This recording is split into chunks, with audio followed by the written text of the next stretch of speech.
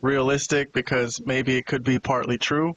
But yes, let's move on to Seth. So Seth comes in, and he was the quote-unquote collateral damage to Punk screwing Drew McIntyre because he was in that match and triple threat match. But yeah, so he comes in to address CM Punk. CM Punk was pretty disrespectful towards him and dismissive. Sat on the table, in his disrespectful cross-legged manner, while Seth Rollins comes in. But Seth made some good points here to Punk, particularly about Punk saying that actions have consequences was his big quote for Drew McIntyre. But Seth was telling him that doesn't apply to him, apparently.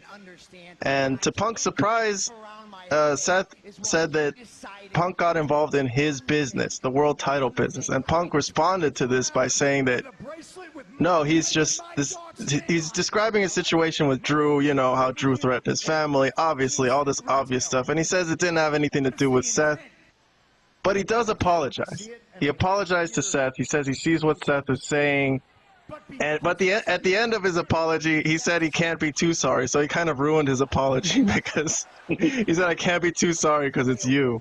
So let me go through some of the things Seth said real quick before we get some thoughts about this angle today. So Seth called Punk the dumbest smart dude. I'm telling you, he made some good points here. So he's trying to make Punk understand here that the world doesn't revolve around him, which was a good line.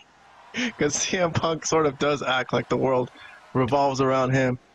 And Seth said that since Punk took the most important thing in the world away from him, the World Heavyweight title, and any chance to challenge for it again right now, and since Punk wants, quote-unquote, his pound of flesh from Drew so badly that he doesn't care about the collateral damage that is Seth, he says that he promises that when Punk is medically cleared, he's going to break his arm and put him back on a shelf immediately.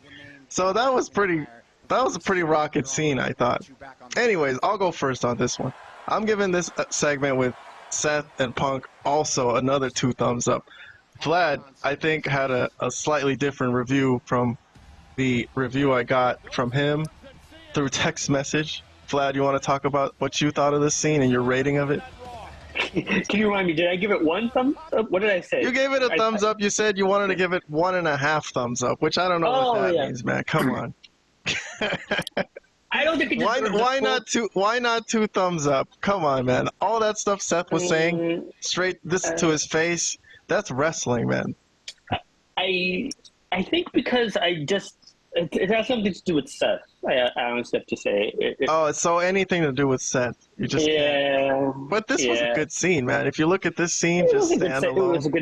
It was a good segment. Both parties made some sense. I still think when we discussed this last week when we were reviewing Money in the Bank, we were like, well, what exactly did Seth think was going to happen? I mean, why was he so...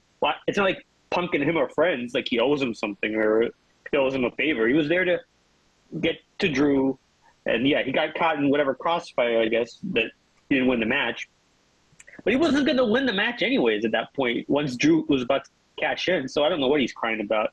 He wasn't going to win. He wasn't going to win. It's not...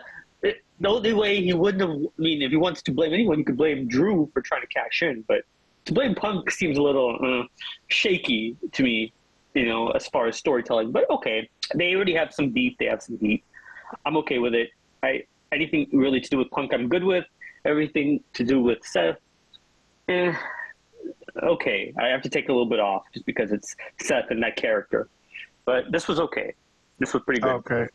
I mean, I will give you something to your opinion about how the whole thing that Punk came in and Seth was just... It was collateral damage, but yeah, you're right. He kind of didn't have a chance to win that match anyways. I guess he's saying at least give me a chance in the triple threat, But yeah, what was Punk supposed to do? Like throw him in there and make sure it was all a fair fight for everybody? No, But anyways, okay, let me move on to Robert's rating before I move on. I love this. I think I gave it a 2. Yes, I did get 2 thumbs up from you. So most of Seth Rollins' promos, I think, are usually just okay. But so far, the ones that I remember that when he's talking to CM Punk specifically, he sounds more. What's the word? I think he really means what he's saying, pretty much. And he's like, it doesn't sound, none of it sounds like rehearsed. I feel like he's really speaking from the heart, and his promos with Punk, and this one included, are very, very good. So this was a really good exchange, a really hot way to start Raw. So Matt, I gave this a 2.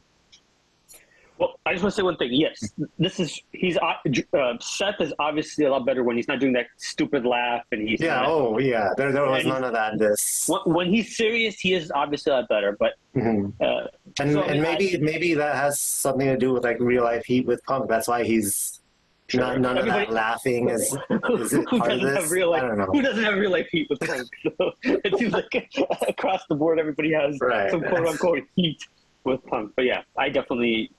Yes, I agree that has something to do with it.